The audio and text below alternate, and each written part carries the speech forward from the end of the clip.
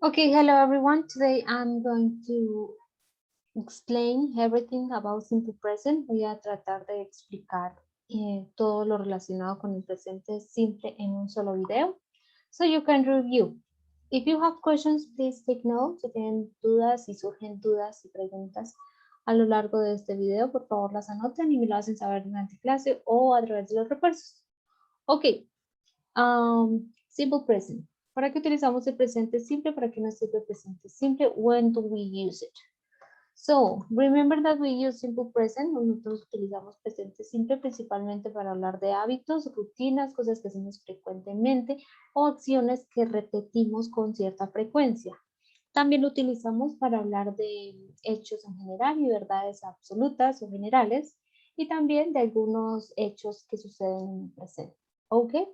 Bueno, empecemos con la forma afirmativa. ¿Cómo formamos una oración en presente simple en forma afirmativa? That's very easy. So to make a sentence in simple present in affirmative form, we're going to need a subject, vamos a necesitar un sujeto o un pronombre personal, es decir, quien realiza la acción. ¿Listo? Vamos a necesitar un verbo y un complemento. Ok, entonces sujeto, verbo y complemento.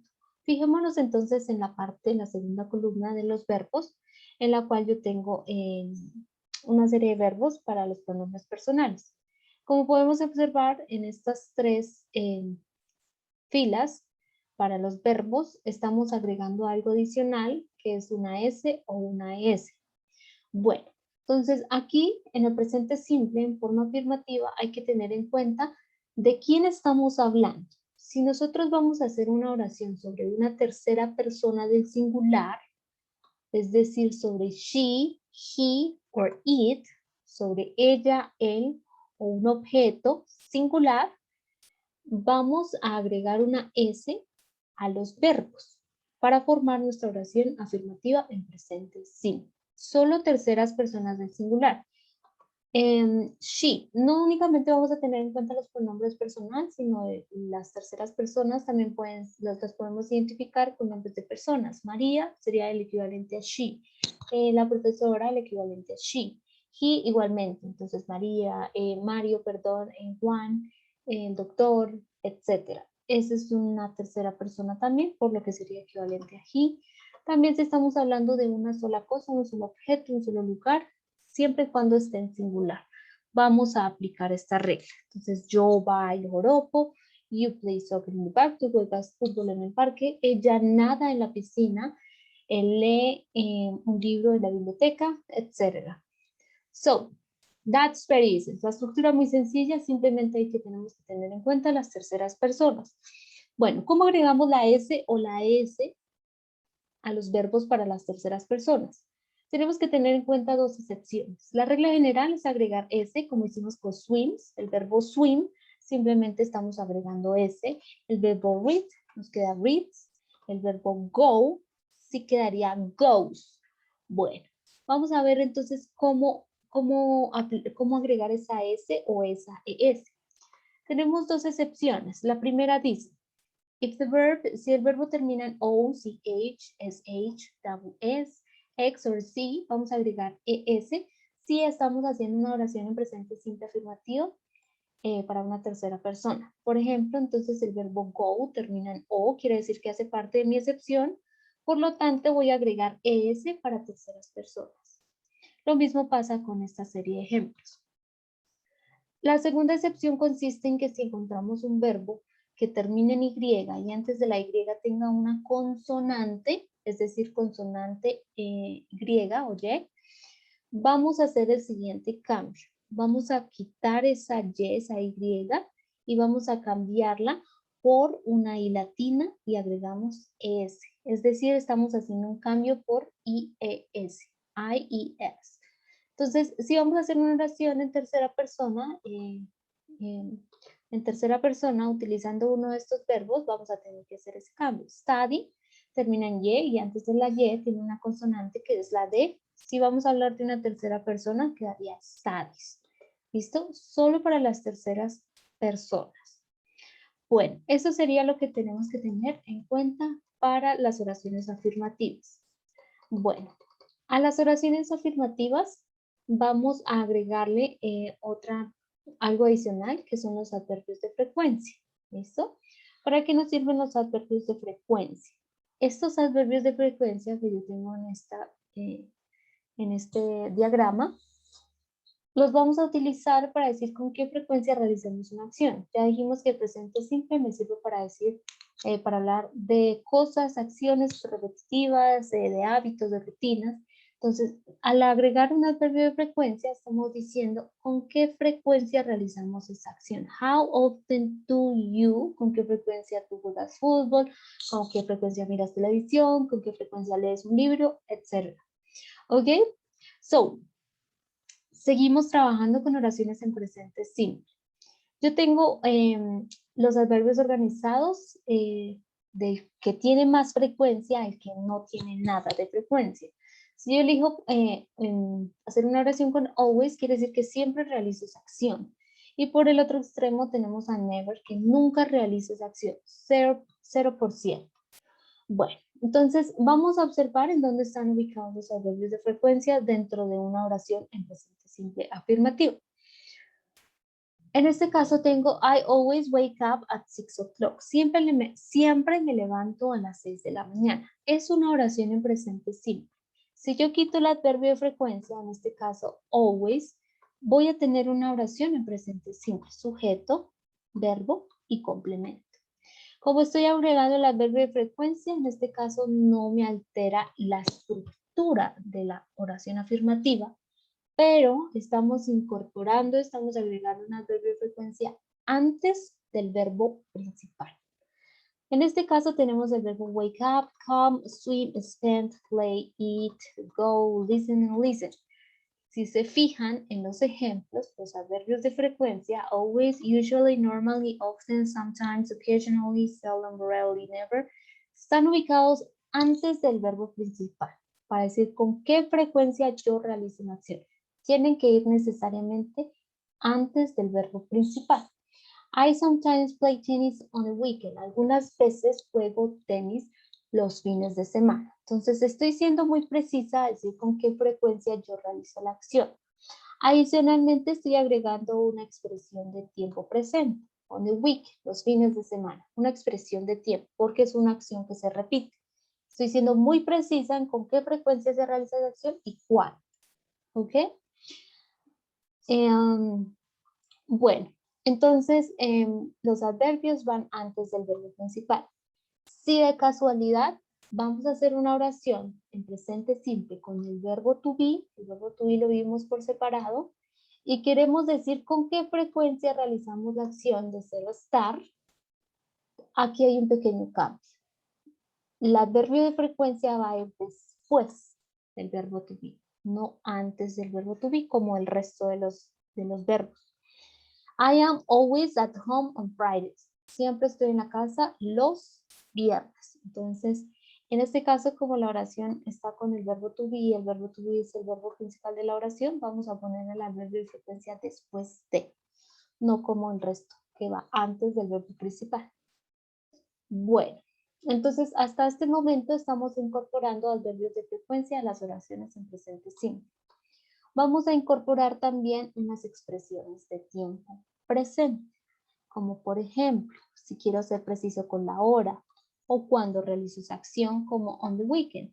Entonces, estas expresiones de tiempo las vamos a hacer, van a ser parte del complemento. Entonces, si yo quiero precisar con qué frecuencia yo realizo esta acción. For example, let's move. Si yo quiero decir que yo bailo joropo, los miércoles, ¿sí? Entonces, esta sería mi time expression.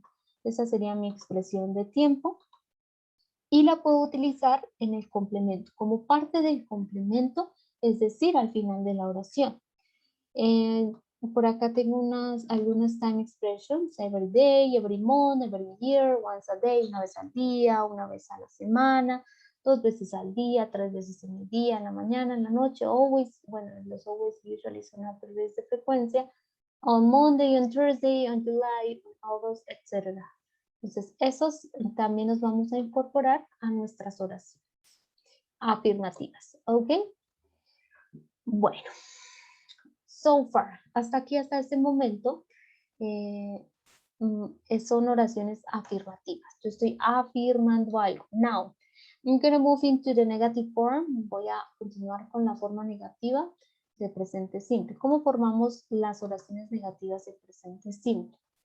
Para hacer oraciones negativas en presente simple necesitamos de un auxiliar, un verbo auxiliar. En este caso va a ser el verbo do. Ese verbo do se divide en dos. Tenemos do y does por un lado. ¿Listo? Entonces, para formar las oraciones negativas, voy a necesitar de mi auxiliar, en este caso acompañado con el not, para formar las negaciones. O la contracción, la forma corta, que en este caso la forma corta de don't sería, de do not, sorry, sería don't. La forma corta, la contracción de does not, does. No cambia el significado, es exactamente lo mismo. Do not is the same thing that don't, and does not is the same that doesn't, ¿ok? Bueno, entonces, ¿cómo formamos las oraciones negativas en presente simple? Empezamos hablando de un sujeto o un pronombre personal. Nuestro auxiliar, obviamente si es una oración negativa, va con el not, un verbo principal y el complemento. Entonces, en este caso se repite la misma estructura, pero entonces estamos utilizando el otro auxiliar que es does. Bueno, entonces se preguntarán ¿cuándo utilizo do not y cuándo utilizo does not? Depende nuevamente de quién estemos hablando, de quién realiza la acción. Vamos a utilizar does not, doesn't, con las terceras personas del singular, que ya dijimos que es she, he, and it, o todo lo que equivale a she, he, and it. Tercera persona del singular.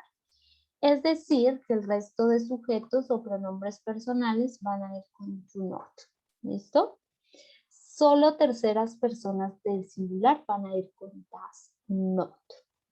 Bueno, entonces dijimos que armamos una oración negativa de la siguiente manera. Sujeto, auxiliar, seguidito del not, un verbo y un complemento. I have some examples over here. Acá tengo algunos ejemplos. I do not run in the morning. Yo no corro en las mañanas. You don't study Spanish for the exam. Tú no estudias español para el examen. We do not read the books on Monday. Nosotros no leemos los libros los lunes o lunes.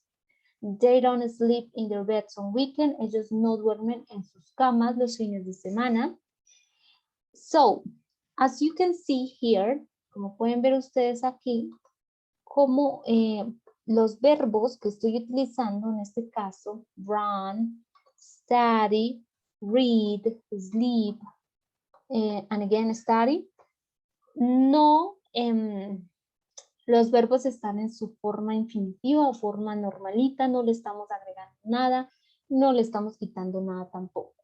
Lo nuevo o lo que es indispensable para la forma negativa es el auxiliar, no es el no. Y por eso es necesario entonces reconocer cuál sujeto o cuál pronombre personal va con do not o con does not. Por el otro lado, si vamos a hablar de una tercera persona y vamos a utilizar does not, doesn't, entonces pasa exactamente lo mismo. Sujeto, aquí está, cumplimos con el sujeto. Auxiliar does not, verbo, and complement, y el complemento de la oración. Entonces, she does not swim in the pool. Ella no nada en la piscina. He doesn't write a letter on Mother's Day. Él no escribe una carta el día de la madre. The car does not have a gas. El carro no tiene gasolina. And the student doesn't study. El estudiante no estudia. ¿Ok? Entonces, en este caso, los verbos no les pasa nada, no les vamos a quitar nada, tampoco les vamos a quitar nada. El verbo está en su forma normal, en su forma infinitiva, prefieran llamarlo, ¿ok? Entonces, ¿qué es lo que hay que tener en cuenta en la forma negativa? El auxiliar. Si estamos hablando de una tercera persona, does not. Si no es una tercera persona, vamos directamente con do not. ¿Ok? Bueno, esa sería una forma, las oraciones negativas en presente simple. Algo muy similar pasa en la forma interrogativa porque vamos a seguir utilizando nuestro auxiliar en presente simple que es el do, este do. Entonces vamos a necesitar del do y del does para formar nuestras preguntas.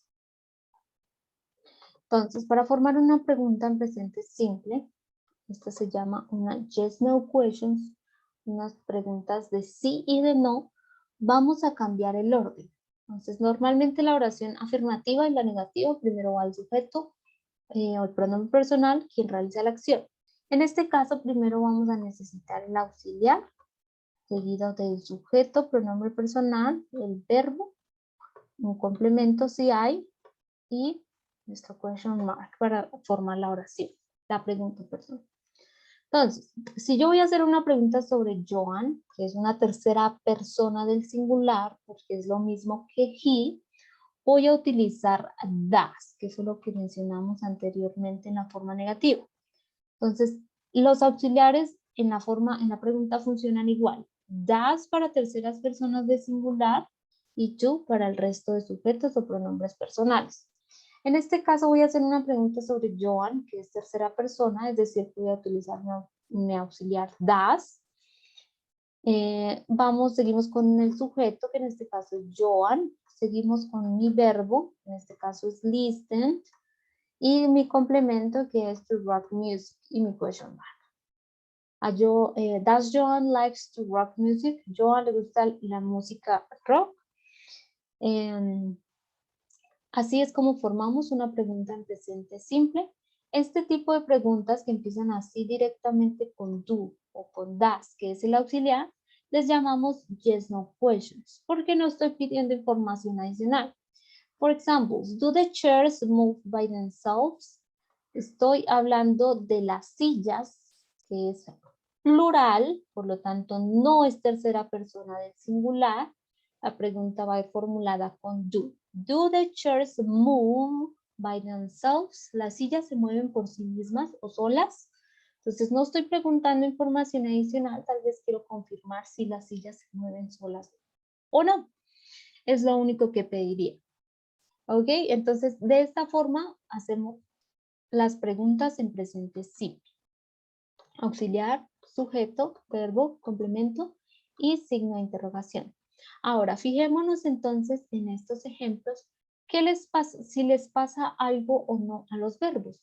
Entonces, después del el sujeto está el verbo listen, move, walk, play, and run. Esos verbos están en forma infinitiva o están normalitos, es decir, no les pasó nada.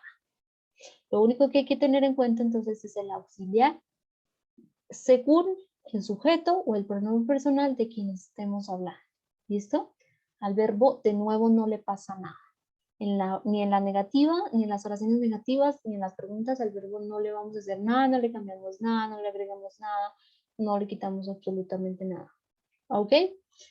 Bueno, entonces como estos se llaman yes, no questions o preguntas de sí, no, ¿cómo vamos a responder este tipo de preguntas? Vamos a responderlos de forma corta. Does John listen to rock music? John escucha rock. Entonces lo que necesito saber es si sí o si no, right? Entonces supongamos que John sí escucha música rock.